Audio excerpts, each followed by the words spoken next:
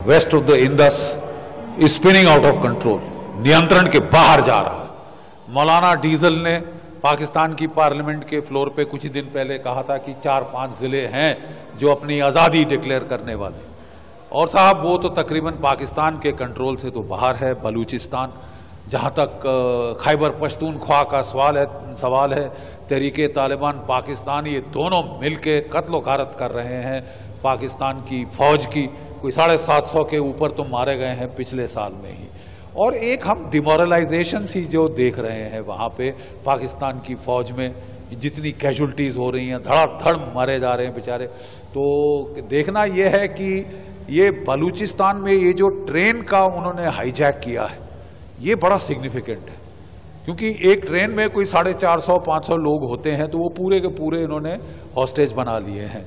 कह रहे हैं कि औरतें बच्चों को छोड़ दिया है। पहली खबर आई थी कि 100 के करीब इन्होंने हॉस्टेज बनाए हैं। अब खबर आ रही कि नहीं, पूरी ट्रेन तकरीबन अभी तक इनकी हॉस्टेज है। और पाकिस्तान को ये उन्होंने धमकी दी है कि अगर तुमने कुछ किया तो ये सारे हॉस्टेजेस को शूट कर देंगे।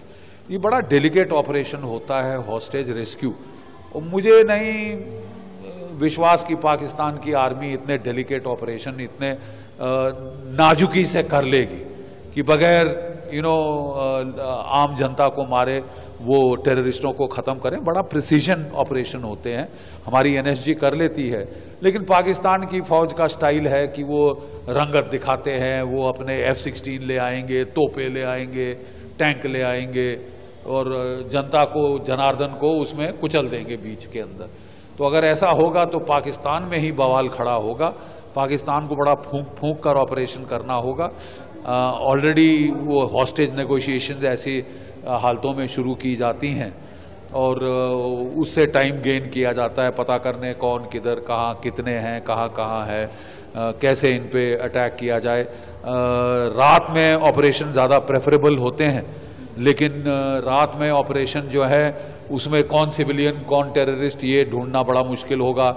शायद इनको डे लाइट में करना पड़ेगा। इन्होंने ट्रेन में आग तो लगा ही दी है, तो ये काफ़ी हैम हैंडेड ऑपरेशन मुझे लगता है पाकिस्तान की फौज करेगी, जिससे सिविलियन बेवजह मारे जाएंगे और ज़्यादा गफलत बढ़ेगी।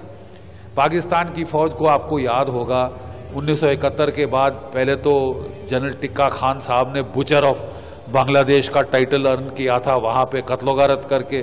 फिर वो बलूचिस्तान 1973 में वो फिर बुचर ऑफ बलूचिस्तान के नाम से कुख्यात हुए थे। अपनी फौज के साथ पागलों की तरह टूट पड़े थे आम जनता, आम आवाम पे। अब ये नहीं चलेगा साहब, क्योंकि अब पाकिस्तान को अगर वो ऐसी हरकतों से बाज नहीं आए, जेनोसाइडल मारकाट, औरतें बच्चे मारने, सिविलियंस मारने, जब तक वो बंद नहीं करेंगे, प्रॉपर काउंटर इंसर्जेंट ऑपरेशन नहीं करेंगे पिन पॉइंटेड, उसमें साहब आपको सर्जन नाइफ लगाना पड़ता है। वो क्या कहते हैं, कसाई का झटका नहीं आप मार सकते। बट पाकिस्तान की फितरत रही है कि जब भी वो काउंटर इंसर्जेंट ऑपरेशंस करते हैं तो पहले तोपें चलाते हैं, F-16 चलाते हैं, सब कुछ चलाते हैं। अब भारत की फौज ही है जो केवल राइफलों से कंट्रोल करती है, उसमें बेवजह नुकसान नहीं होता। क्या पाकिस्तान की फौज ऐसा कर पाएगी? ये बड़े टेस्ट पे है। पूरी दुनिया की आंखें अब बलूचिस्तान की ओर है, और बलूचिस्तान, मुझे तो लगता है अब समय की बात है, no army can withstand the strength of an idea whose time has come, ये विक्टर ह्यूगो ने कहा था, और 1971 के पहले ये बहुत लागू था।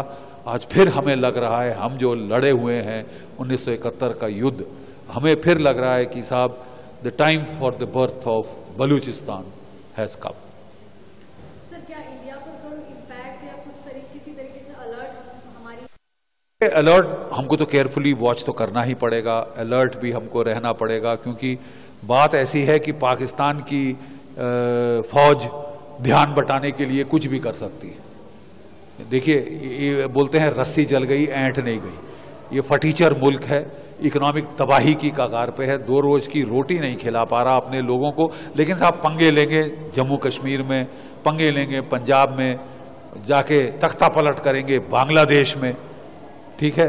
तो ये अगर अपने गरमान के अंदर झांकें, अपने घर में झांकें, तो ज़्यादा इनके लिए बेहतर होगा। लेकिन इनकी आदत है धड़ल्लेबाजी करने की, नाटकीय तरीके करने की, तो हमको ये थोड़ा केयरफुल रहना पड़ेगा अपने बॉर्डर्स पे कि ये क्या ध्यान बटाने की कोशिश तो नहीं करते। लेकिन ये अब अपनी मौत मर रहे हैं। जब वो कहते हैं जब सियार की मौत आती है तो शहर की तरफ भागता है। तो दोनों जो है बलूच इनके पीछे पड़े हैं, सिंधी इनके पीछे पड़े हैं, खैबर पख्तूनख्वा के तहरीक तालिबान पाकिस्तान इनके पीछे पड़ी है, और अब तो जो तालिबान काबुल में है वो भी इनसे सख्त नाराज है, वो भी लड़ाई की धमकी दे रही है, क्योंकि इन्होंने अपने F-16 तैयारे भेजे और वहां पे बेवजह औरतें बच्चे मार के आए हैं, कोई 54 से ज्यादा। तो वो भी तिल मिलाए हुए हैं, वो भी बदला लेंगे।